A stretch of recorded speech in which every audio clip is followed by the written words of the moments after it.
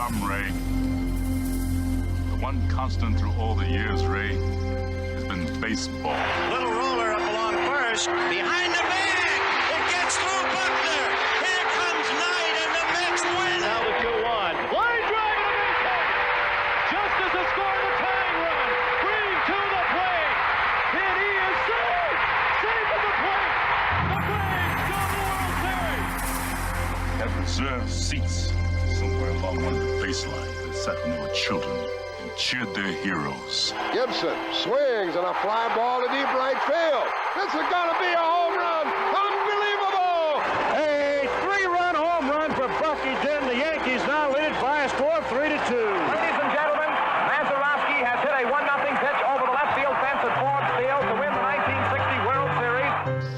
They'll arrive at your door as innocent as children, longing for the past. The Pope arrived at Yankee Stadium. As one enthusiastic announcer put it, he is standing on second base. Reggie Jackson. Long drive right field. It is big World Series. The Blue Jays are World Series champions as Joe Carter hits a 3-run home run. Brackett throws. There's a ball back. It's going to be, I believe, the Giants won the pennant. The Giants won the pennant. The Giants won the pennant. The 0-1 pitch. A liner off Nagy's glove into center field. The Florida Marlins have won the World Series. The memories will be so thick, you'll have to brush them with your faces. The 1-0 delivery to Fisk. He swings, long drive, left field. If it stays fair, it's gone. Home run. The Red Sox win. And the series is... Lolich fires. Ball is hit high in the air. This should be the series. Freehand waving everybody away in foul territory. Detroit wins. Here's the pitch to Willie. There's a liner straight to Richardson. The ball game is over and the World Series is over. Willie McCovey hit it like a bullet. A line drive right. Baseball to mark the time. The Oakland A's take. I'll tell you what, we're having an earth. Good evening, ladies and gentlemen, and welcome to Candlestick Park for Game 3 of the 1989 World Series. It's been erased like a blackboard, rebuilt and erased again. Frank Robinson, the right-hand batter. Long drive to left field. Way back. Yes, it's a drop. Home run. Base hit loaded, 1 out. Pena in a jam. The Twins are gonna win the World Series. The Twins have won it. Ozzie with 1 out. Smith corks one into right down the line. It may go. Go crazy, folks. Go crazy. It's a home run. And the Willie Mays just brought this crowd to his feet with a catch which must have been an optical illusion to a lot of people. This field, this game, is a part of our past, Ray. It reminds us of all that once was good, and it could be again.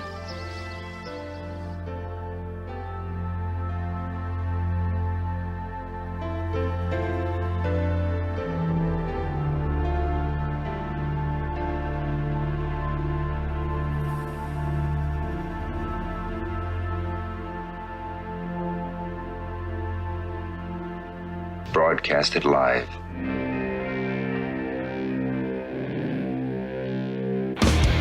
Hey! Who wants to have some fun? There are balls coming from all over the place. Left field, center field, right field.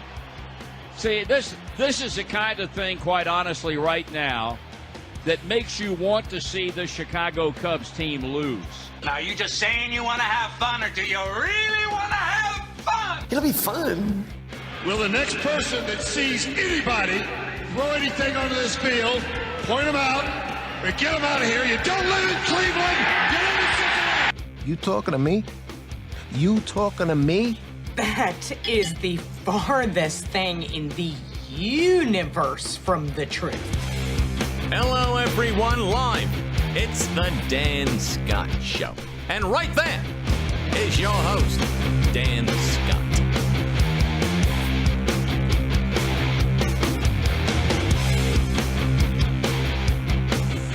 All right, good morning, everybody, and welcome to the Thursday edition of the program on yet another gorgeous day here in the upstate of South Carolina. I'm Dan Scott. That is Forrest Stulting, and man, do we have a jam-packed hour for you here today. Coming up on today's show, we've got Forrest's Three Things, which will be all compressed into the first 20 minutes or so of the show because of the guest I'll be telling you about in a moment. But inside that, of course, looking at the Astros bombing their way back into a tie in the series in Game 2, our college football picks, and then coming up, Dave Glenn, normally a Wednesday guest. He'll be with us today, coming off of ACC Basketball Media Days yesterday, and then after a couple of weeks away, Billy Davis will join us at 10:45. So we have to work for about 20 minutes, and then the rest of the show's taken care of. That's what you want, Dan. I think right there, man. Just kind of ease it on in and let the hour just seep right on by. Great planning. There you go. Great planning. How like you doing? That. Good, man. That was a heck of a game last night between the first pitch ceremony and what happened during the game. I'd say it was about one of the best World Series games in all of history. You stayed up and watched the whole thing? Oh, yeah. All 4 hours and 20 minutes, I believe, something like that. 19 minutes, yeah. I went to bed. It was still a 1-1 game. I had to get up. I didn't have to get up. I chose to get up at 4:45 for a men's Bible study this morning in our church at 6 o'clock.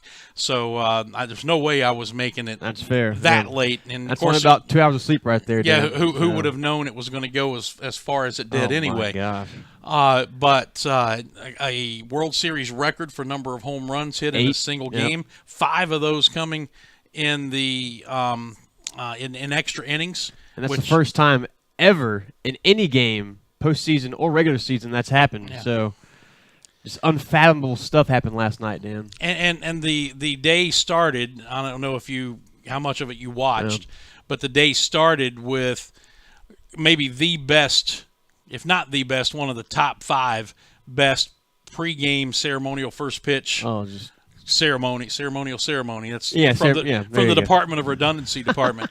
One of the best first pitch ceremonies you're ever going to see, with Vin Scully being involved and bringing a couple of former Dodger greats, catcher Steve Yeager and pitcher Fernando Valenzuela, into it. So it's time for Dodger baseball. Yeah, got the whole crowd involved doing that. It was fantastic. Great theater. We're going to talk about that a little bit in depth and let you hear some, if not all, of those home run calls in rapid-fire succession. But we got a little bit of housekeeping to take care of first. Oh, we sure do. For those of you who may be tuning in for the first time, we try to give all of the programs here at Furman as much love as we can early in the program by taking a look at what's going on the Furman calendar. And then we do a trivia question that sometimes is Furman-related, sometimes is not. And then after that, we get into the wider aspect of the world of sports. So we'll be running the entire gamut here today. Absolutely. Start off with Raynard Ellis, the phenomenal freshman linebacker for the Paladins. He was named to the Jerry Rice Award watch list yesterday, which is the best freshman in all of FCS. So good stuff right there from Raynard Ellis, and congratulations on the watch list. It's really impressive stuff. So, by the way, was Mercer's quarterback. Quarterback? Yeah, he's a redshirt freshman. Wow. He was, all right. and who's had a really, really good year. Yeah, he was phenomenal on Saturday. So he was named to that watch list as well. I saw that yesterday. SoCon just showing their greatness left and right. Men's basketball, they're picked number 1 by the media and 3rd by the coaches. Kind of surprised at the discrepancy between some of the schools at the top. In the coaches, Mercer was first with 71 votes, Sanford 70, and Furman with 65. So I thought we'd be a little bit closer than that to those teams, but you know what? Beggars can't be choosers, I guess. I mean, six points. Yeah. 6 points separating the top 3 teams is fairly close. Fairly. I mean, I just think we should be closer than that. It's not like a chasm separating, not like the Grand Canyon between them. There's no Grand Canyon there for sure.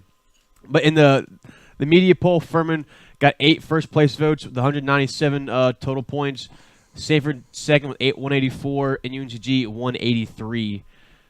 So those top 3 teams are going to be the toughest for all of SoCon throughout the year, but there's going to be a deep league no matter what, because Chattanooga is 7th and the Citadel is picked 8th, and they can really score the basketball. Well, with the 3 teams at the top, those are the 3 teams that, by and large, have all their starters coming back. Yep. If you discount the fact from a Furman standpoint that, okay, Chris Acox was a starter last year, he's not here, but you're plugging in Matt Rafferty, who was a starter prior to his injury. So all that experience. Yeah, so a ton of experience coming back there, and that's what both Mercer and Samford have coming back as well. Mm-hmm. I mean, who knows what Chattanooga is going to be like, because it's a revolving gate there with the transfers and graduate students they bring in. They're probably the biggest mystery in the league right now, but they lost that entire group last year, kind of like East Tennessee State did, lost a huge number of players and a great deal of talent. So I can see easily those top 3 teams being they definitely got it right where they I'd were. say, yeah. And look, the fact that the coaches in the league voted Furman 3rd, all that'll do is give Bob Ritchie a little bulletin board material. There you go. I like that. Devin Sibley was named preseason player of the year, so he holds on to that ranking after being named the SoCon player of the year last year, so really glad for that. And then on the preseason All-SoCon team, Sibley is joined by Daniel Fowler by Furman, so 2 Paladins on that list. That includes 12 players overall, so impressive stuff there by the Paladins to garner 2 players on that list. Your counting skills were impressive, my too. quick counting skills. Right. Didn't have to take your shoes off for that one either. Yeah. I would encourage people, if you want to listen to a great interview, and it's not because I did it, it's all because of Devin Sibley, the All Den podcast, which we started and just dropped episode 4 on iTunes. You go out and check that out. It's the last of the 3 interviews of episode 4. And Sibley is funny. He's engaging. We talk about when he came into this program, his lack, not just lack of defensive skills, but his lack of desire to play defense, and how he found out very quickly if he didn't play defense, he wasn't going to play. The fact Ride that the pine pony. That's right. Jim Davis, longtime basketball coach at Clemson and many other places, has the saying that I still use to this day: "There's no greater motivator than the bench on which I sit." Oh yes. And the thing that I found hard to believe, I knew he had put on some weight and muscle, but he's sitting here now at 200 pounds, and he's a rock. He came in at 140 pounds. He's gained 60 pounds in 4 years, and all of that is muscle. Yeah. I mean, he is still not I want to say a twig, but he is extremely skinny. Hasn't lost any of his speed Yeah. or his dexterity, his flexibility, or anything. They've done a fantastic job, David Abernathy and all his staff on the strength and conditioning. Yeah. But he said, he asked me, he said, "What do you think I came in at?" And I said, well, knowing that, first of all, they fudged those numbers a little bit. Sure. I said, I'm going to guess probably 170, 175, something like that. And he said, no. He said, I came in here at 140. Golly. And I had the same reaction. It's hard to believe they put 60 pounds on that kid, but he is a muscular, athletic young man. He's going to be a force to reckon with all year long. And I must say this, too. Watch out, Duke Blue Devils. We got something coming for you, I think. I think they are really looking forward to that game. I would be, too. Yeah, they're really looking forward to getting a chance to play on that stage, especially since this is the same core group that played there as freshmen. Yep. So we'll see what happens. The women's team there picked 5th by the coaches and the media, and Sierra Carter was named to the all-conference team, and she sits alone on that list as the only Paladin. But they are picked 5th in both preseason polls, so congrats to them. Hopefully they can do a little better than that. Yeah, it's going to be a little bit of a season of transition. Yeah, they have 7 or 8 new comers on the team, so it's going to be a tough year for Jackie Carson and the squad coming back. They lost Whitney Bunn as well, too. So, well, hopefully it's not going to be a tough year, but Sure. it's going to be. I'm sure with that many newcomers, young players, it's going to be a trying year. It's going to be a year of a lot of pulling your own hair out. I was thinking the same if you're Jackie thing. Carson. But she has gotten this program to the point where when she's recruiting and bringing in young players, they're talented. So it's got to be an exciting time as well. Absolutely. So we'll see what happens. Nothing going on tonight for the calendar. It's all tomorrow, so we'll get into that tomorrow morning. You got trivia? Trivia question, yep. Okay. When was the last time 2 Furman rushers rushed for 100-plus yards in one game?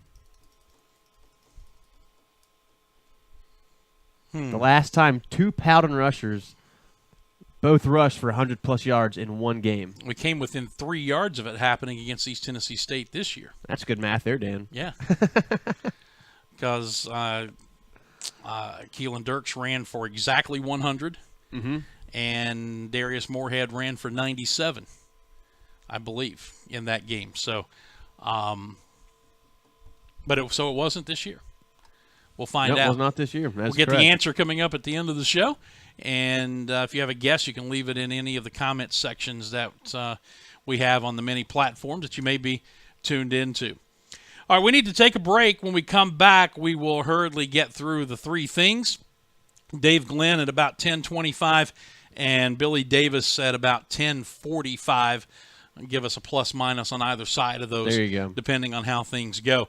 But as we step out, just a reminder about our friends at the Atlanta Bread Company, located right down the street from campus here, just a couple of miles away at Cherrydale Plaza. Great food, better people. The service is fantastic. And, again, as the weather is turning cool, you're going to want to check out the soups and the chili and the warm sandwiches they have, the hot subs, all of those great things. And then between now and through Thanksgiving, the special menu item is the turkey cranberry sandwich, and that's the cranberries baked right into the bread. Oh, man. It is fantastic. Atlanta Bread Company. Mouth-watering. In Cherrydale Plaza here in Greenville. We'll come back and get into Force 3 things on the other side when the Dan Scott Show returns in just a moment. Hey Furman fans, it's baseball season. Here at Ingalls, we know that as you root for the home team, sometimes you want more than just peanuts and Cracker Jack. And while we do deliver on your favorite ballpark classics, we're proud to offer a packed lineup of everything you need to make your next meal a home run. Ingalls, a proud sponsor of Furman Baseball and the official grocery store of Furman Athletics. Go Dins!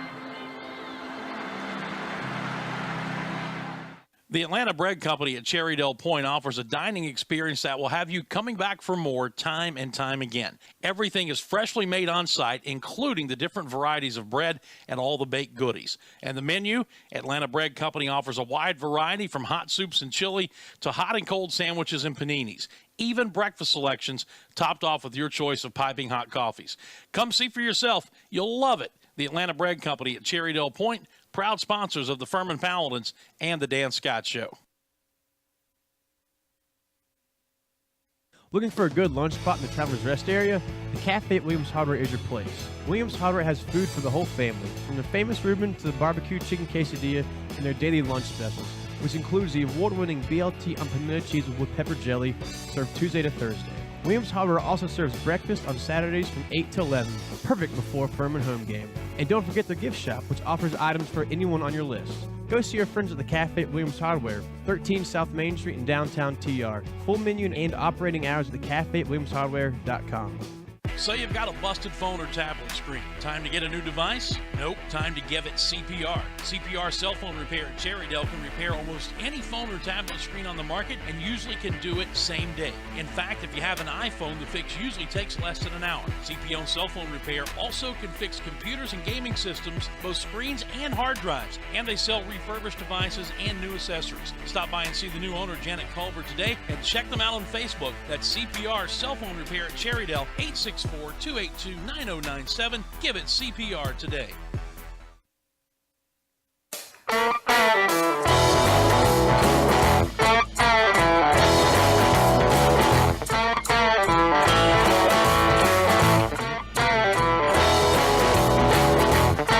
All right, welcome back to the show. We are just getting things cranked up here. Dave Glenn, ACCSports.com, will be with us coming up between 10:25 and 10:30, and a timely move with, normally he's Wednesday, but because of ACC Media Days for basketball, he said, well, we can either do Tuesday or Thursday. I made the rare good decision, so let's do it on Thursday, because that way, in case anything newsworthy comes up from media days, we can talk about it. And, of course, something newsworthy is going to come up because the Louisville contingent whenever they're there, something's going to happen with all that swirling around their program. So we'll talk to Dave coming up here at 10:25, and then catch up with Billy Davis, the former Clemson two-sports star and former United States Secret Service agent, coming up in the final segment of the program. But let's get to Forrest's three things. It's been a while since that, Dan. I know. Every once in a while, I got to drop it in there just to make sure your head doesn't get any bigger than it already is. I was born with a big head, not just in terms of thinking I'm great, but in terms of mass. So, but World Series Game 2. So 12 years ago to the day, the Houston Astros reversed their extra inning luck in the World Series. They lost in 15 innings to the White Sox in 2005. But last night they revenged that loss with a 7-6 win in 11 innings against the Dodgers to even the series at 1. We saw two things happen last night that we don't really see too much of, and that's the Dodgers pin, give up runs, and runs against Justin Verlander as well. So Rich Hill, he was a starting pitcher for the Dodgers, and he only pitched 4 innings, so left a lot of room for the Dodgers pin to close the door, and they were unable to do so. They were strong up until the 8th when Bregman hit a double down the right field line. Then he scored on a Correa single. Then in the 9th, top of the 9th, Marwin Gonzalez hit an opposite field home run off Kenley Jansen. So that's some rare stuff there. And that was the 75th ninth inning run by the Astros this season, which leads all of baseball. So cool stuff there. Then in the 10th, Altuve and Correa hit back-to-back home runs, and that's the 16th time it's happened in the World Series. Two players have hit back-to-back home runs, so really cool stuff from them as well. It's hard for one player to hit back-to-back home runs. It is runs. Tough. Yeah, I'd be super impressed. Yeah. The Dodgers fought back with 2 runs in the 10th, but then Springer hit a 2-run home run in the top of the 11th to win 7-6. And there's just so many things this game that you can talk about. I'm just going to touch on a couple of them that I thought were really important. I think the biggest key factor here was in the top of the bottom of the 7th. The Dodgers could not capitalize on a leadoff error. So Cody Bellinger hit a ground ball to shortstop. Well, third baseman, because he was playing at the shift was going on, so he was at shortstop position. Mm-hmm. But Bregman threw a nice little one hopper to Marwin Gonzalez. Couldn't catch it. Run on first base, no outs, error. Next pitch, a wild pitch down the second base goes Bellinger. Ground ball to the right side gets Bellinger to third base, but that's as far as you got. And I think that is the difference, the big difference in the game right there to me, Dan, is that they were not able to score that runner. Yeah, man, because as it played out, yeah, that would have been a huge run. Yeah, if things go as they went, the leadoff homer in the bottom of the 9th inning would have only made it a 1-run game instead of tying the game. So I mean, that obviously the inability to take advantage of that, and after doing so well fundamentally, to get the guy to third base with a ground out to the right side and then not be able to get him in.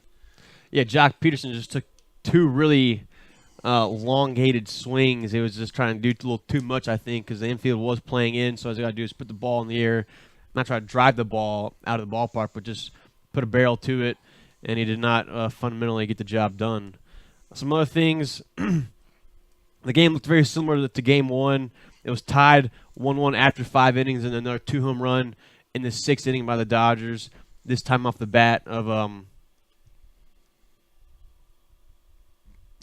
who was it? Where is it? I'm not sure. How did I forget this? Watch this, folks. Yeah. I'm just going to let him dangle.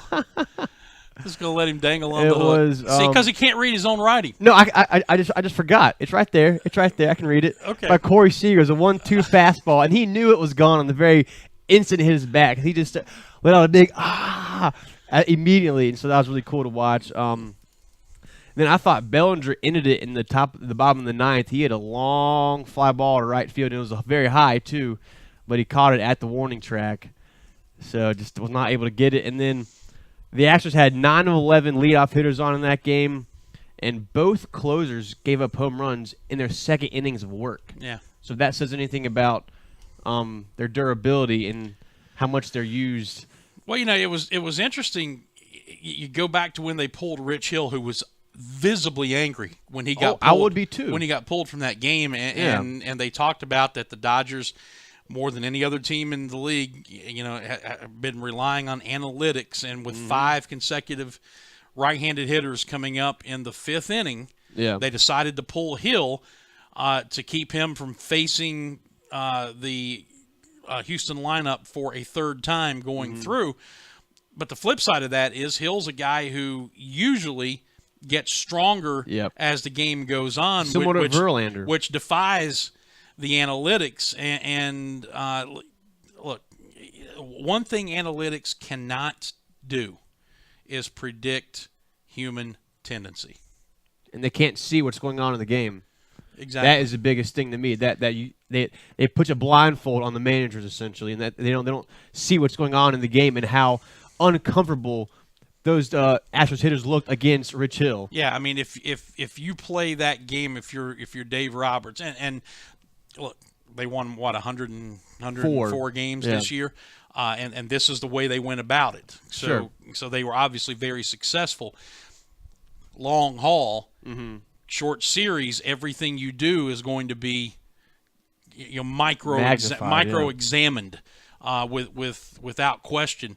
And the bottom line here is the way Rich Hill was throwing the baseball, you can see a scenario. Well, if you play the game exactly like you played Game 1, then you've got Jansen at the end only having to pitch 1 inning instead of trying to get 2 out of him, and it's a good chance you're up 2 games. So now could have blown up. Hill could have gone out in the 5th inning facing those right-handed batters, and the Astros could have had a big-time rally. But if you looked at the swings they were getting off of him early on, they really looked baffled. I mean, especially Altuve, he struck out both times against Rich Hill, and he just looked discombobulated up there. He looked like he had no kind of chance. So, it's tough to say Dave Roberts was wrong here, but I think where he kind of maybe missed up even bigger is how few all of his relievers pitched. You have Maeda, starter, the entire year, only pitched an inning and a third. Watson, 2/3 of inning. He only had 1 pitch. He got a double play on that 1 pitch. Stripling, he got 1 walk. He was gone. Brandon Morrow, 1 inning, and Jansen 2. So, I mean, if you're telling me that your closer pitched the most innings out of your relievers, I think something's wrong with that formula. Now, the other side of this is that with a day off, a travel day, you can use your bullpen a little differently. Yeah. But still, and this is again the way baseball has changed over the years. It used to be an assumption that your closer was going to pitch more than just 1 inning and didn't have to have a clean inning to start. But that's how the game has changed. So in the postseason, you're asking guys to do something that they don't do all year long, which is normal. You expect that if you're a player. You expect that if you're a manager. But then when it blows up in your face, that's when all the scrutiny is going to come because of the stage that we're on right now. Absolutely, and I think, Jansen did come in with the runner on second base, so it wasn't a clean inning, and I think he did a great job to limit the damage to 1 because he had 2 ground balls in that inning and then struck out another player. So I think the only reason why they were able to get 1 run in that inning was because of the double by Bregman, because both the single by Correa was not very hard hit. It was just a dribble up the middle. And so that's just unfortunate luck for Jansen. So but I think better to be lucky than good. Dave Roberts was not very prudent in terms of using his bullpen and this close to the game when he knew the Astros offense was a dormant sleeping giant. Yeah, I would agree. Let's do this. Let's take a quick audio tour through history last night, and then it's 10:25 now, so we got to get rolling on some things. But here is an opportunity to hear. I guess this is the TV call of all 8 home runs last night, which is a World Series record. Take a listen. The Astros in the 6th inning. High fly ball into right. Reddick back at the wall. Tie game. And as it comes in right at the meat part of the strike zone. 1-2. Fly ball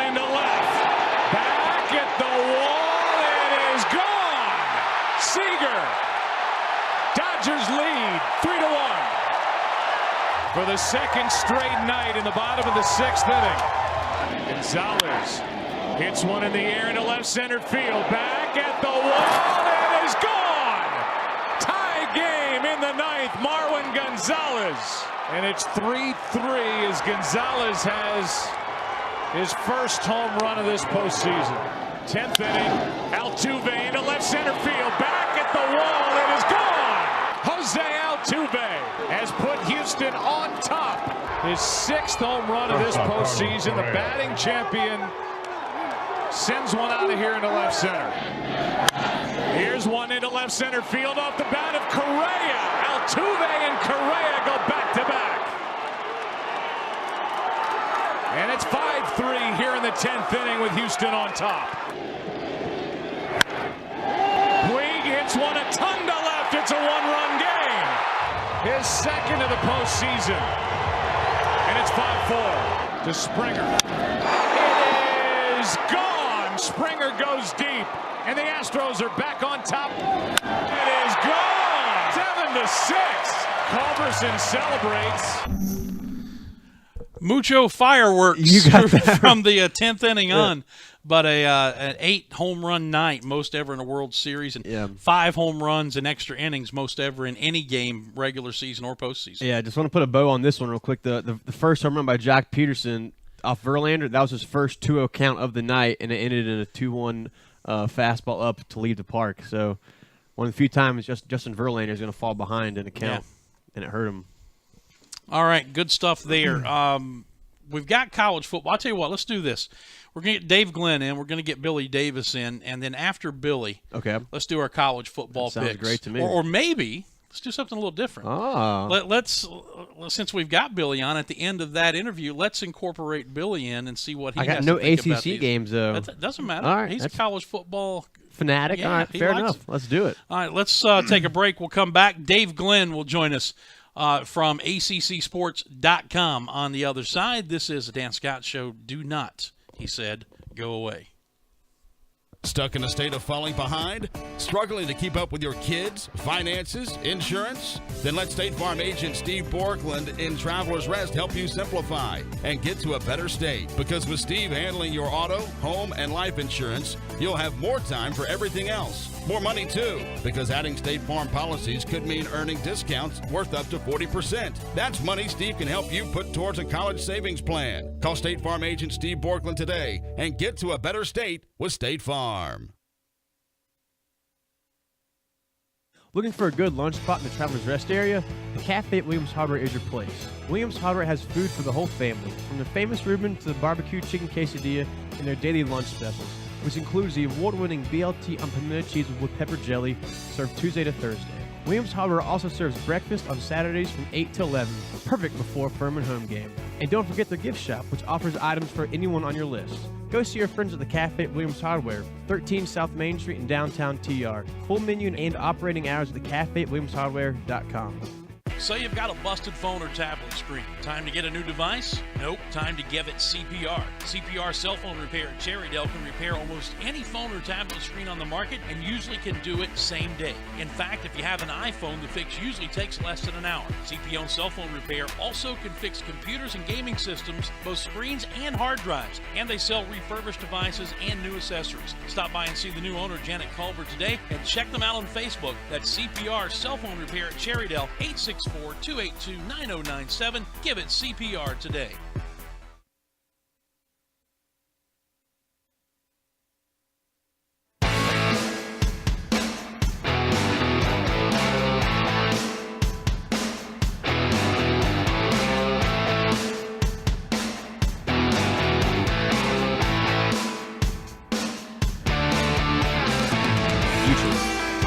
Knocking things down, knocking things over here in the studio.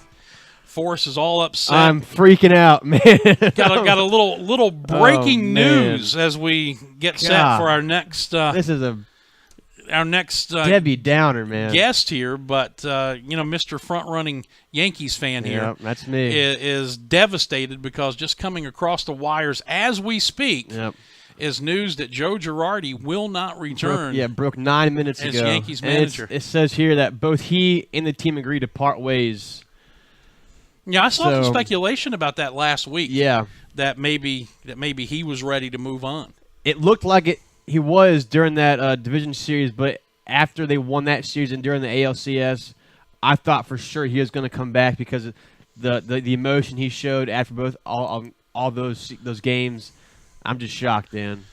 And there you go. A little breaking news here on the program. We like breaking news, but we also like the nice steady rock that we know that we can turn to every single week, although a day late this time, but with good reason. Dave Glenn is the chief cook and bottle washer at ACCSports.com and host of the David Glenn Show, which is syndicated throughout the state of North Carolina from noon to 3 p.m. Monday through Friday. He joins us every week to talk all things Atlantic Coast Conference. David, welcome back to the show. How are you, sir?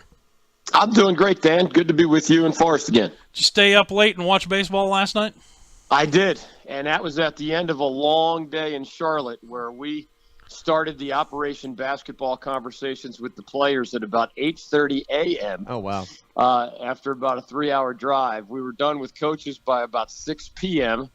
I went to my daughter's soccer match on my drive home up the interstate, took my staff home, and watched baseball until, what was it, 1 o'clock in the morning? Yeah, wait. Back up just a minute. You made your staff go to your daughter's soccer game? I did. We were all in the same car. Long story short is my wife is out of town, and my daughter was playing in a rescheduled game, and there were 8 different dates that they could have chosen for this rescheduled match. Mm-hmm. So my wife, Maria, cleared her calendar for 4 dates. I cleared my calendar for 3 dates, and there was only one where I was in Charlotte for Operation Basketball, and she's up in Maine at a business meeting. And, of course, the game was scheduled for Wednesday night when we were both out of town. Oh, man. So the interstate, fortunately, goes from Charlotte to Raleigh through a tiny town called Efland, North Carolina, where my daughter happened to be playing in a soccer match last night. In the timing of my drive on the interstate, silver lining, my staff only had to see like 2 minutes of the game. It was the end of the game. But which is usually the best. We all had dinner together, and we all lived happily ever after. Yeah, 2 minutes of soccer is usually the best. The best anyway. So. And it was a win, so we had that going for us. Nice, nice. Hey, so you mentioned Operation Basketball for the ACC. That's why we decided to push you back to Thursday this week. I'm going to guess, and you know. I was born at night, but not last night. I'm going to guess there was a wee bit of interest in the Louisville contingent there yesterday. That's correct. You know, David Padgett has one of the more interesting storylines maybe in all of college basketball because Louisville has a roster built to win a national championship. They're not the only one. There are probably 10 others who could say that as well. But they have a senior point guard in Quentin Snyder. I think they have a first-team All-ACC guy in Deng Adel. One of the players they brought was their Egyptian big man, Anas Mahmoud, who's a good player. They have a good freshman class coming in. They're really good.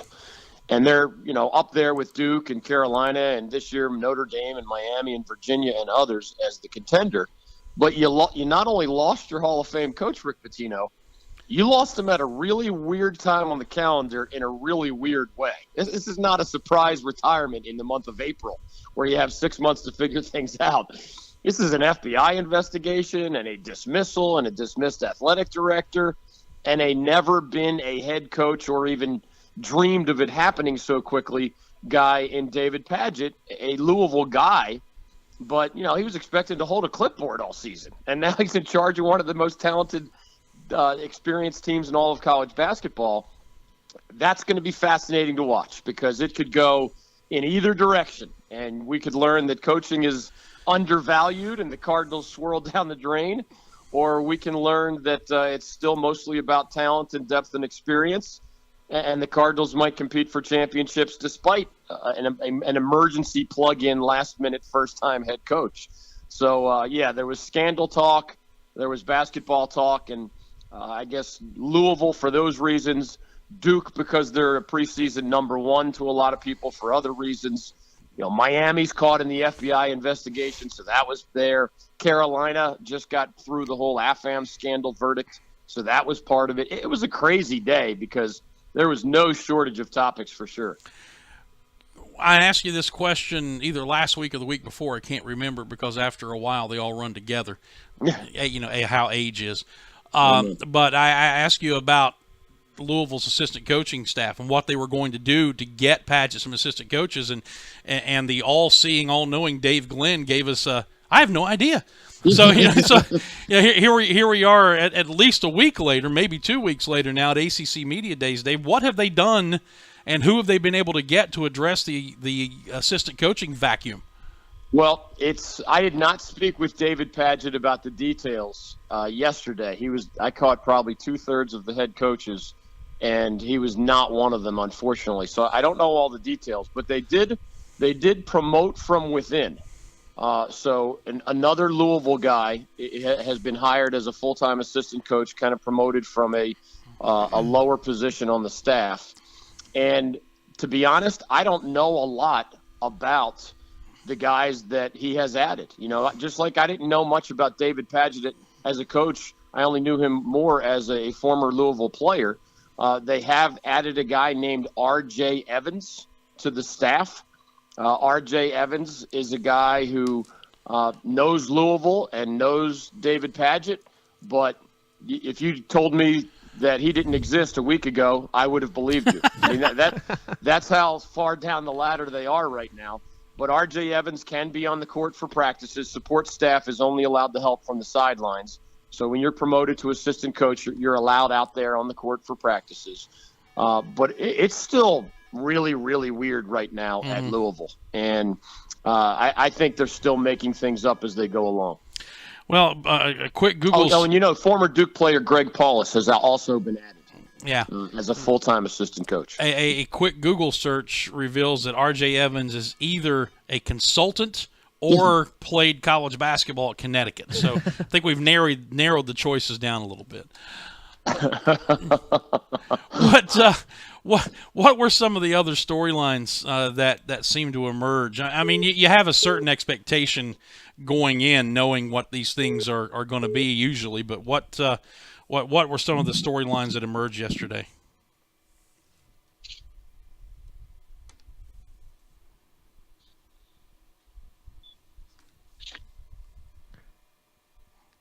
Technical difficulties that seem to be appearing right now. They are. I tell you what, let's take a quick break and we'll come back and see if we can get Dave back with us. Hang on. We'll be right back. Stuck in a state of falling behind? Struggling to keep up with your kids, finances, insurance? Then let State Farm agent Steve Borkland in Travelers Rest help you simplify and get to a better state. Because with Steve handling your auto, home, and life insurance, you'll have more time for everything else. More money, too, because adding State Farm policies could mean earning discounts worth up to 40%. That's money Steve can help you put towards a college savings plan. Call State Farm agent Steve Borkland today and get to a better state with State Farm.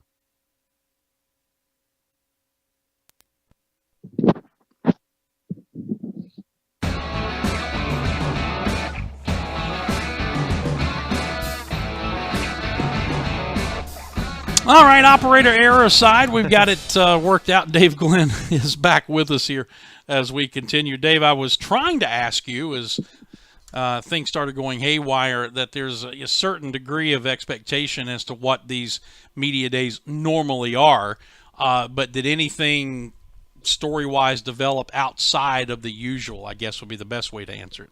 Or ask it. Maybe the most fun development, Dan, although I don't think Roy Williams would use this word.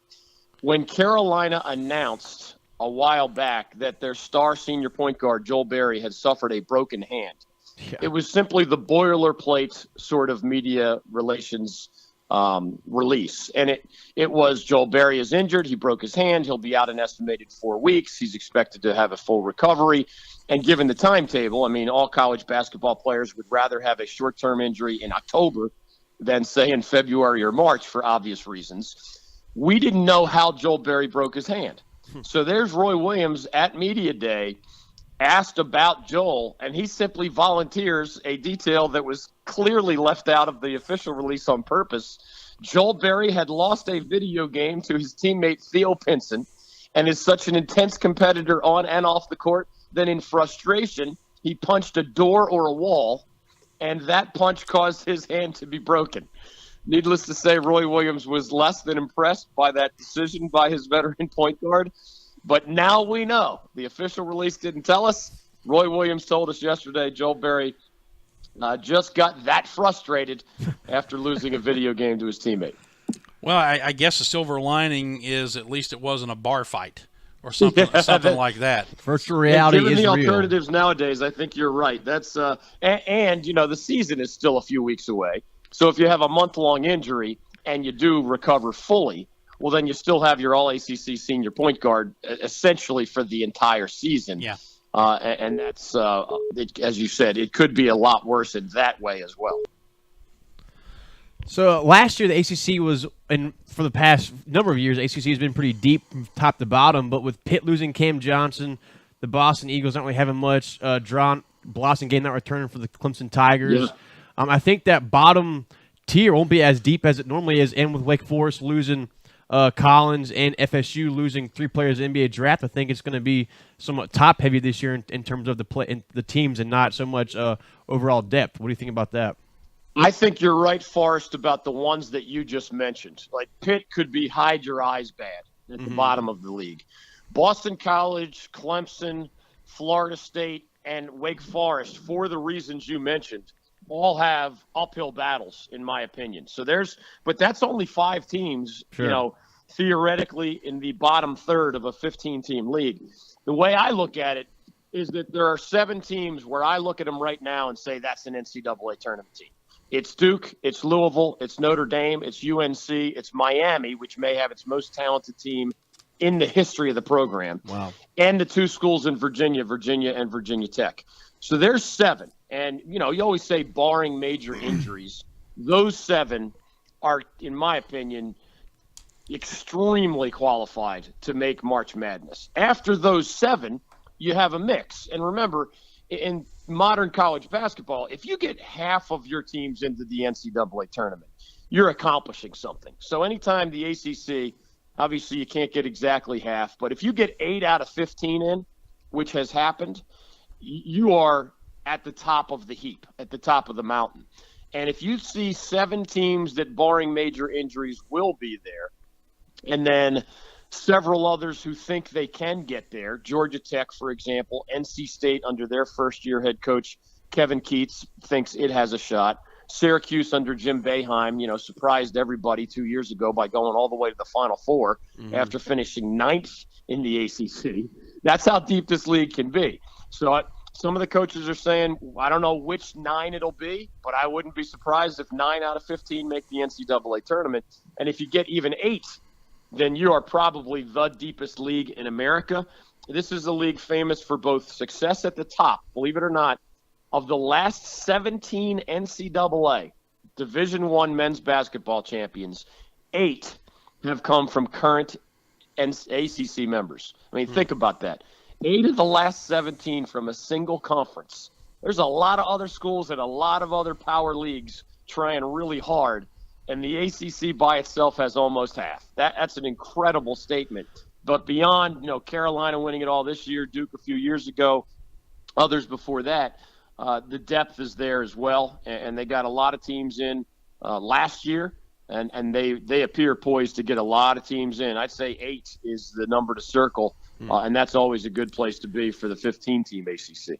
Hey, Dave, we got to go into hyperdrive here because I just found out we're going to have yet another guest, which means the show's actually going to run over a little bit because Doug Allison is going to come and join us to talk some Furman soccer here at the end of the program. Is Duke a legitimate number 1 heading into this season in your eyes? I don't think they are in the month of November, but I think they have a great chance to be that by the time it matters in February and March. And the reason I say that is they have one and only one proven upperclassman, and it's their mercurial senior guard, Grayson Allen, who at his best is one of the best players in America, and at his worst is tripping people on purpose, right? So that's your anchor. That's your team captain. They have an insanely talented freshman class. You guys will learn the name Marvin Bagley III if you don't know it already. He's a 6'11", super skilled big man. He might be first team All-ACC as a freshman. So you know how it works. It usually takes a while for even the most talented freshmen to come together, and that's the challenge for Mike Krzyzewski this year. They'd rather be number one at the end than worry about where their ranking is in November. All right, any thoughts on the weekend's football before we have to wrap it up?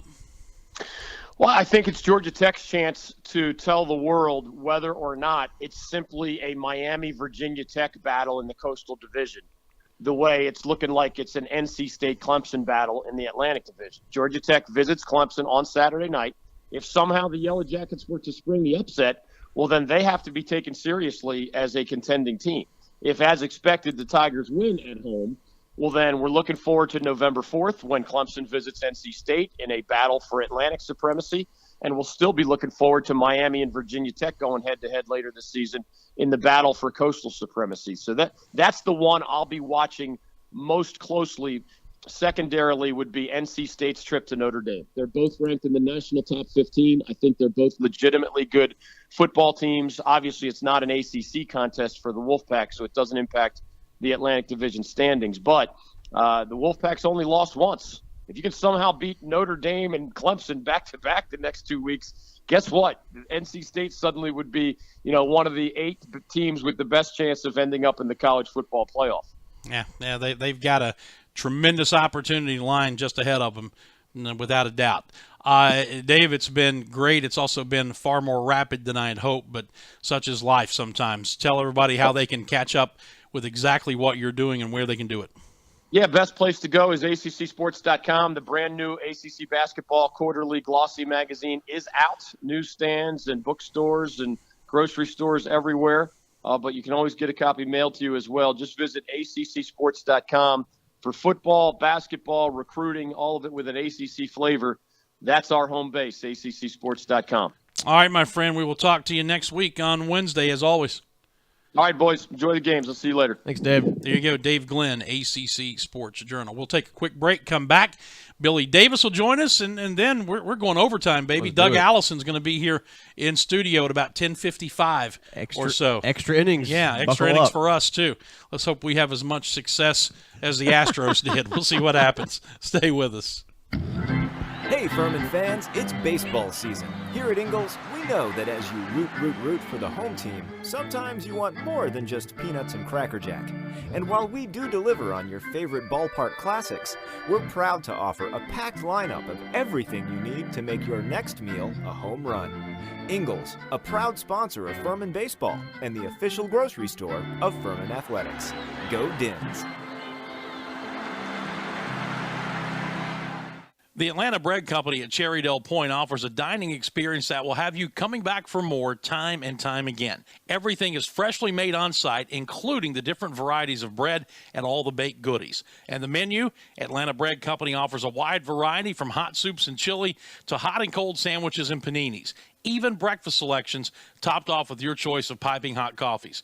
Come see for yourself. You'll love it. The Atlanta Bread Company at Cherrydale Point, proud sponsors of the Furman Paladins and the Dan Scott Show. Stuck in a state of falling behind? Let me tell you something, Struggling Cowboy. This rookie can really bring the heat. He's smoky and spicy with a Chipotle style all his own. It's a new Montgomery Inn Chipotle barbecue sauce. Make it a part of your home team. Available now at your neighborhood grocer or online at CincyFavorites.com.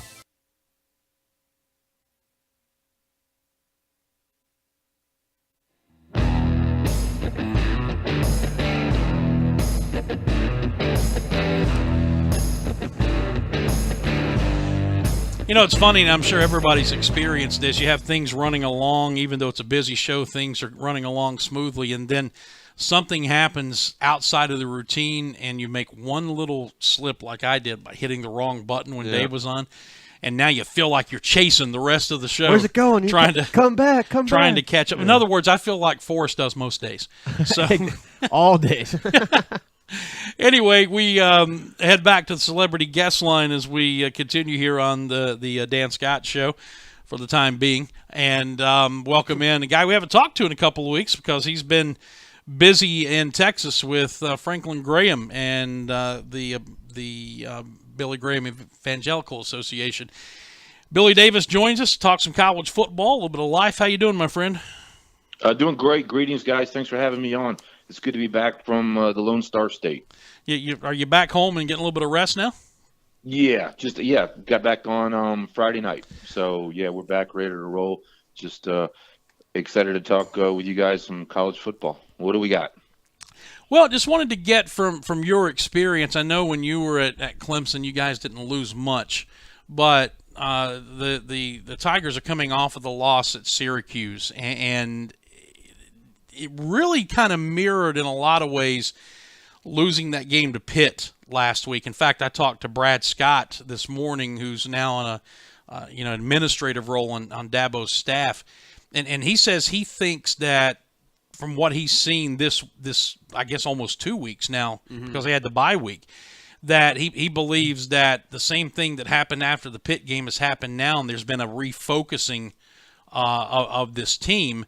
And, of course, we saw what happened last year after that. From your experience, you never want to lose a game, but as we've seen, a loss can be good depending on how you recover from it. Yeah, well, it's all up to the coaching staff and the leadership in the locker room by the players, the seniors and the juniors. My experience, what I can draw on from my time at Clemson way back yonder in 1982, which was my junior year, we opened up with Georgia in Athens. We lost to them 13-7. Then we played Boston College in Clemson, and they tied us 17-17 with a little quarterback that wore number 22. He's a pretty good football player. Yeah, Doug Flutie. And then the next week we were tied with Western Carolina 10-10 at the half. Wow. And I distinctly remember, and people always have this image of the forward years at Clemson being all wine and roses, but this was a scant few months after winning the national championship, and we were jogging back into the locker room, serenaded by a chorus of boos by the Clemson faithful.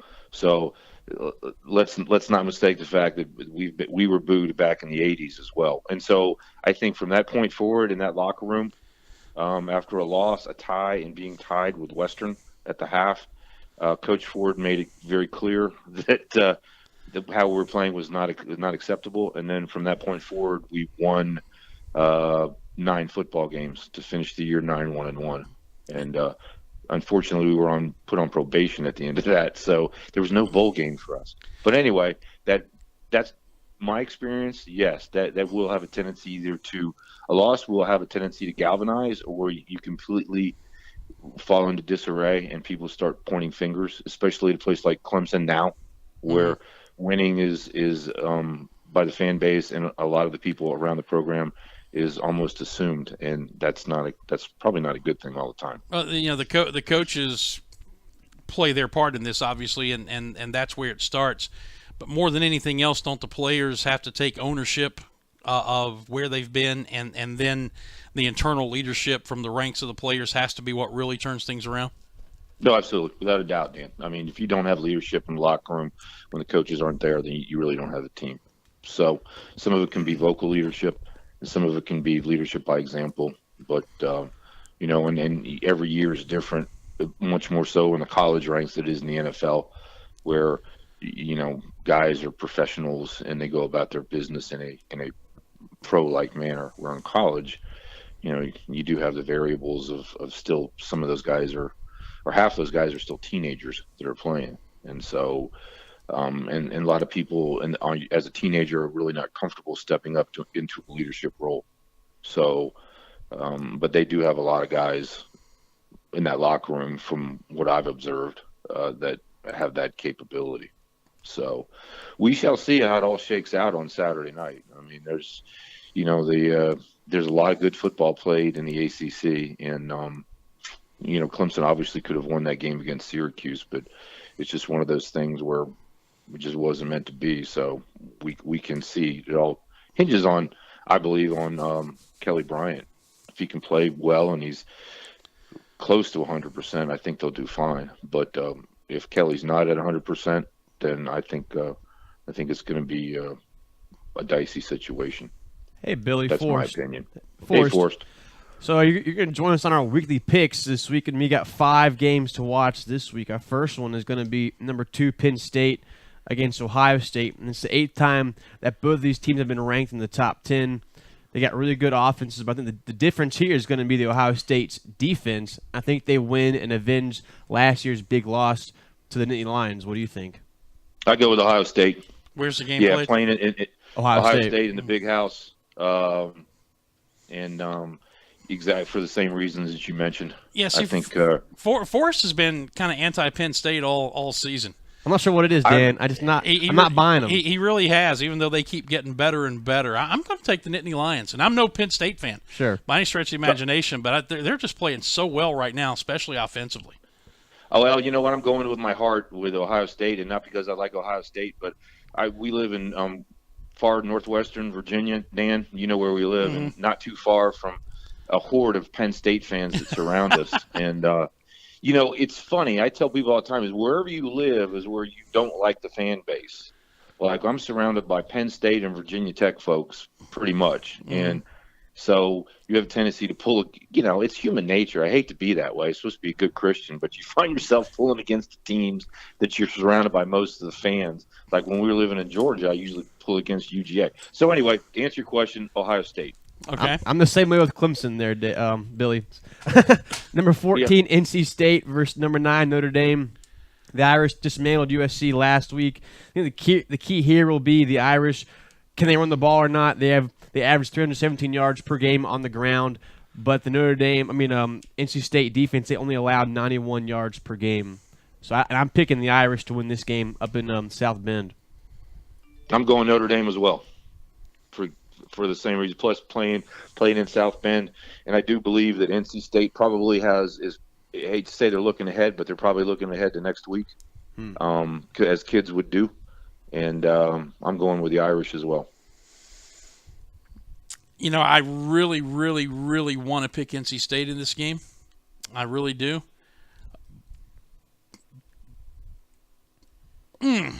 Man, I hate this. I really do, because I'm not a Notre Dame fan either, and I still don't know that I'm totally buying what they're selling. But I think Billy hit on the key point here. I think that they're, in their heart of hearts, they're probably looking ahead. So I'm going to take Notre Dame, and I'm going to have to take a shower after saying that, but I'm going to take the Fighting Irish. Game number 3. Number 11, Oklahoma State travels to West Virginia, who's ranked 22nd in the country. This is essentially a Big 12 elimination game with both teams with one loss on their record. And it's going to be the battle of the QBs, Mason Rudolph for Oklahoma State and Will Grier for West Virginia. And I think the lassos of the Cowboys will wrangle in the Mountaineers, and they will get a big win up in Morgantown, West Virginia. I'm picking the Cowboys. I'm sucking up to Dan and going with the Nears. Are you happy, Dan? I'm going with West Virginia. Yeah, and he knows I'm going to pick West Virginia when he put it on the schedule. Oh, so, yes. See what he's doing. What he's doing. He's been taking a beating the last 3 or 4 weeks. He's trying to now start to make up some ground by putting some games in he knows emotionally are difficult for me to pick. But I'll bite on this one. I'm not picking against my Mountaineers. Not in this one. Not at home. Game number 4. Number 4 TCU versus number 25 Iowa State. The Cyclones already caused one storm this year when they beat Oklahoma, but I think the Horned Frogs will leap over the Iowa State Cyclones in this game, and then there'll be too much Darius Anderson at running back. The Horned Frogs win this game big. Hey, is that in the Ames? Are they playing at Iowa State? Yes, they are. Yep. Yeah, I'm going with the Cyclones. Wow. I think Matt Campbell, who I met when I was in the Military Bowl when he was coaching at Toledo, I think he's done a tremendous job there, and I'm picking the upset. Yeah, Iowa State. It's still too early in the season to call this a coronation for Iowa State. Sure. But this would be a huge win and would throw another monkey wrench into that top 4, 6, 7, whatever it's going to shake out to be in the poll right now. So I'm gonna take. I lost by picking against Texas Christian in the West Virginia game. I'm going to pick against Texas Christian again. I'm going to take Iowa State at home. Wow. And an upset win. Bold picks there, boys. Yeah. Last and final game, number 3 Georgia versus Florida. These two teams are trending in the opposite direction, and I think those trends will continue. I'm not even sure the Gators will even see the end zone in this game. I think Georgia runs all over Florida in the world's biggest cocktail party down in Jacksonville, Florida. Yeah, dogs all the way, no doubt.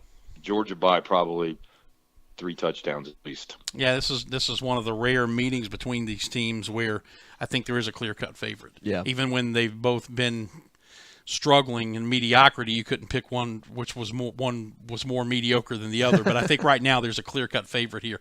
So I'll take Georgia over Florida. Well done, boys. I think that's some pretty solid picks all around. All right, good deal. Hey, Billy, are we on for next week in a regular and extended time frame? Yes, sir. You just let me know when, and I'll make myself available unless Reverend Graham has something in store for me. Bigger name on the other line. Yeah, I understand. And then I leave for Oslo, Norway on November 6th. Wow. So I'll be out of pocket up in Norway for that week. Okay. Just to let you know. That'll be a lot of fun. All right, buddy. Thank you. Yeah. Thanks, guys. Thanks, Billy. Bye-bye. All right, that is Billy Davis. Extra time. Overtime. There you go. Could not get it settled here in just an hour. Or stoppage time, as they say in soccer. Stoppage time. So Doug Allison will join us when we come back from the break. A little bonus coverage for you here on the Dan Scott Show. Don't go away. Looking for a good lunch spot in the Travelers Rest area? The Cafe at Williams Hardware is your place. Williams Hardware has food for the whole family, from the famous Reuben to the barbecue chicken quesadilla and their daily lunch specials, which includes the award-winning BLT on pimento cheese with pepper jelly, served Tuesday to Thursday. Williams Hardware also serves breakfast on Saturdays from 8 to 11, perfect before Furman home game. And don't forget the gift shop, which offers items for anyone on your list. Go see your friends at the Cafe at Williams Hardware, 13 South Main Street in downtown TR. Full menu and operating hours at the Cafe at WilliamsHardware.com. So you've got a busted phone or tablet screen. Time to get a new device? Nope. Time to give it CPR. CPR Cell Phone Repair at Cherrydale can repair almost any phone or tablet screen on the market and usually can do it same day. In fact, if you have an iPhone, the fix usually takes less than an hour. CPR Cell Phone Repair also can fix computers and gaming systems, both screens and hard drives. And they sell refurbished devices and new accessories. Stop by and see the new owner, Janet Culver, today and check them out on Facebook. That's CPR Cell Phone Repair at Cherrydale, 864-282-9097. Give it CPR today.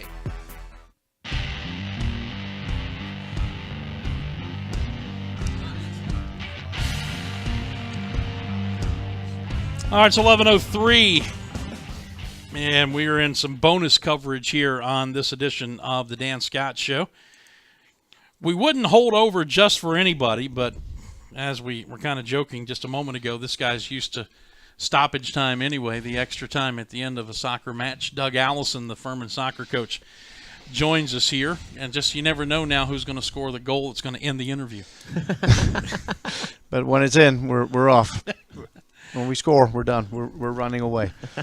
Well, I can, I think, safely predict that if you're leaving it up to Forrest and I, we're probably going to stay scoreless for a long time. So, how you doing, man? Doing good, thank you.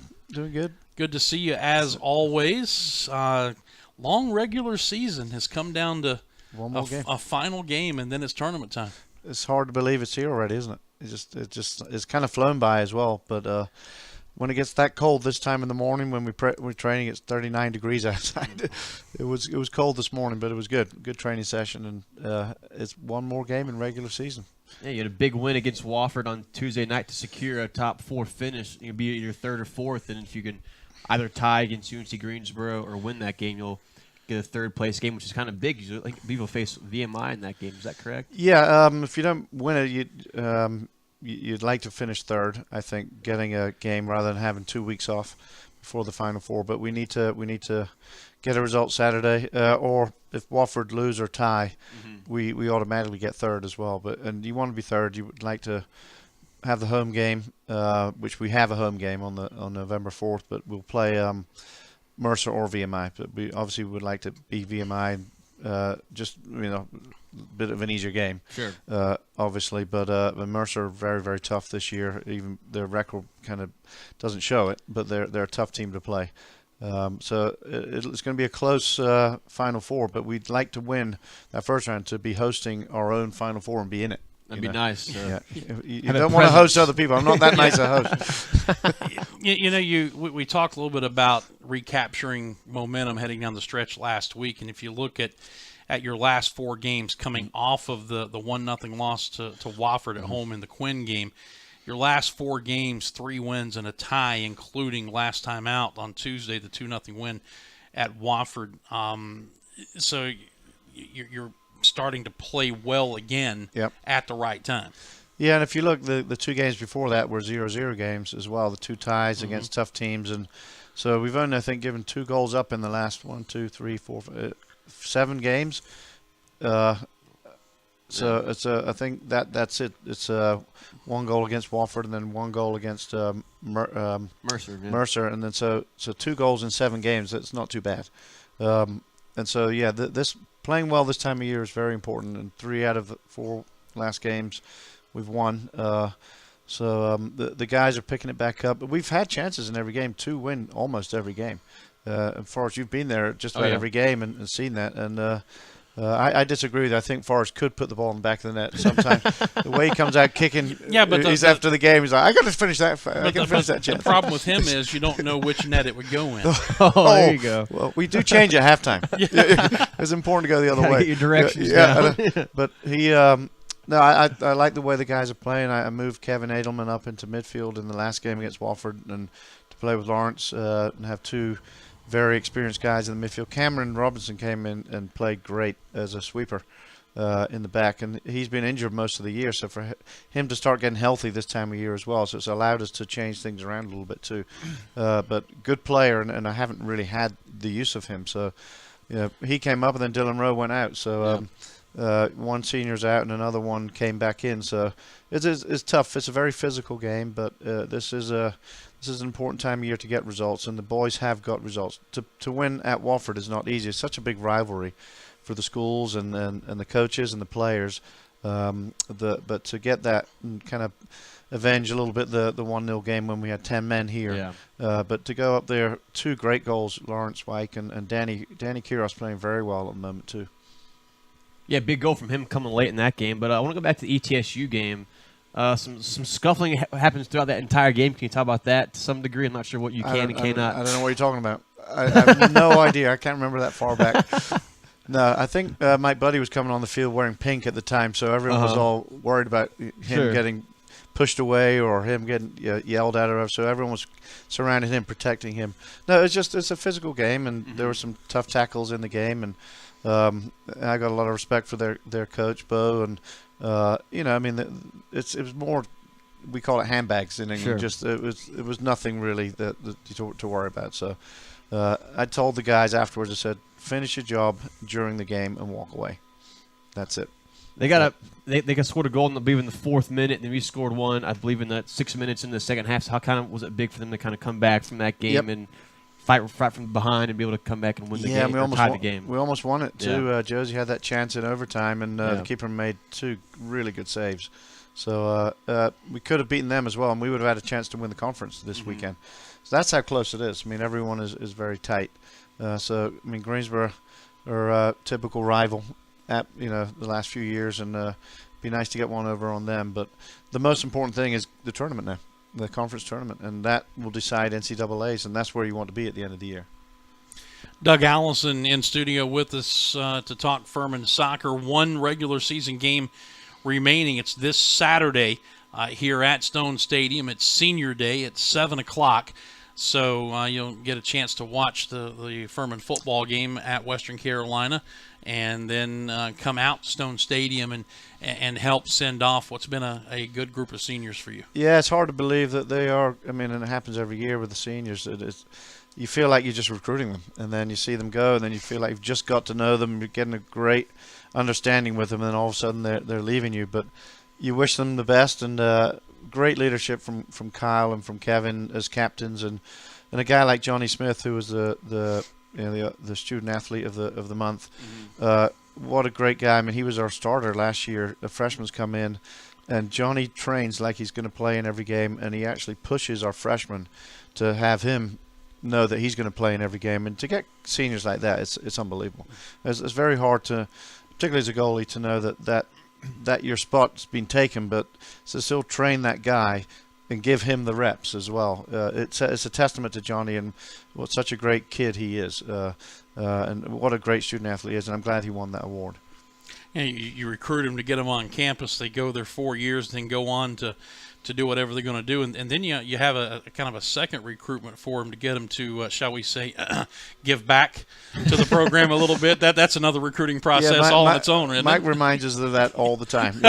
Now, Clint Hill's gone. Clint was a master at that, but I think Clint's enjoying not having to ask all the time now. But, yeah, it's funny because I typically don't ask. If the guys want to give back, they give back. Giving back to me is coming back. Coming back for alumni, coming back to games, seeing them at away games, seeing them, Colorado when we were there, seeing them come back for alumni is my favorite weekend of the year. But that's when they come back. That's when they give. And if they want to give, and Mike won't be happy with me saying that, but, if they want to give, it's up to them, I think. I just hope they've had such a good student-athlete experience here at Furman that they want to come back. And then when they come back and they see they can afford to give at some point, then that's their time. But that attitude and their experience here playing for you and playing in this program is why you have so many who do come back. I hope so. I hope that's one of the reasons. And their teammates are very, very close. And we don't obviously graduate as many as football and all that stuff, but we graduate 6 or 7 a year, and they're all graduating. They're all typically graduating at Christmas now. I think Drew Mosteller's the only one not, because he's into more of the IT. But some of them have a chance to go into the draft in January and turn pro, I hope. But if not, a perfect example was I was down in Atlanta this past weekend watching my son play, and out of nowhere comes Alec Kahn, who's playing for Atlanta United, and he comes to watch Callum play for 45 minutes, and he's driving from downtown Atlanta from the stadium because they've got a game against Toronto. He drives all the way, watches the first half, talks to all the kids at halftime, drives back down to Atlanta, and they're playing in front of 71,000. So we go to the game, and it's great seeing him at the game and having our guys in the pro ranks as well. And Alec is a superb example of a great student athlete that got his degrees. He's gone through the pro ranks with the Charleston Battery, with Chicago, with Kansas City. Now he's got a chance in Atlanta, and really took his chance until he got injured. But and seeing those guys, and they all said they had such a good time at Furman that he goes, "Coach, I can't wait to come back and meet the new guys," which that tells me a lot about those kids. Yeah. All right, finally, as we wrap it up here, just a couple of thoughts on Greensboro. Yeah, it's a big game. We lost a man with 3 minutes on a handball against them up there and lost the game. But they're good. They're playing well this time of year. They're playing for a championship. So it's always a good game. It's always a good game to coach actually and be involved in because they've got a lot of good players and it's a tough game. It's another physical game as the conference really tends to be. But I'm looking at making a couple of little switches and changes and seeing how that works to see if we can lead that into the conference tournament after that. So I'm happy with the way our guys are right now, just happy with their attitude. And even this morning when it was freezing, they're up and they're running around after about 2 or 3 minutes of the goalkeeper trainers were out there at 7:15. Oh, wow. And our guys were out there and we're coming out and they're really pushing it. So they realize it's getting late in the season and you have to keep winning to keep going. And we call it 90-minute seasons after this. Yeah, no kidding. Doug, as always, we appreciate it. Thank you. Next week we'll be doing this and previewing the Southern Conference tournament. Yep, that'll be right. And then hopefully, again, the following weekend, we are hosting the tournament regardless of in it or not. But we obviously want to be in it. But we'd love to get the students out there and fans to come and support. It's going to be a really good conference tournament. Yeah, but before that, Sunday. Saturday night, 7 o'clock. And we're giving away the Alex and Ben are giving away the Clint Dempsey replica jerseys this weekend. 100 of them, yeah. 100 of them. There's already people asking for those. Those will go pretty quick. Yeah, they're spot on replicas. They're really, really cool. Yeah. Good deal. 7 o'clock Saturday, Senior Day here at Stone Stadium. Doug, thanks. Thank you, Dan. That's going to do it for us. We will see you back here tomorrow to put a wrap on another week. And, man, I got a lot of stuff to do right now. So we got to get out of here. But good to see you. We'll do this all again. Absolutely. Trivia question or just? Yeah, real quick. Answer to the trivia question. The question was, when was the last time 2 Furman rushers rushed for 100-plus yards in one game? And both Scott Keeler and SoCon John got that right. It was Keelan Dirks with 170 and Antonio Wilcox with 105 last year against Western Carolina. So good job on their part to remember that one. That's a sneaky question. Yep. Well done. All right, that'll do it. We will see you back here tomorrow. Until then, for Forrest, for Coach, I'm Dan Scott. God bless you. So long, everybody.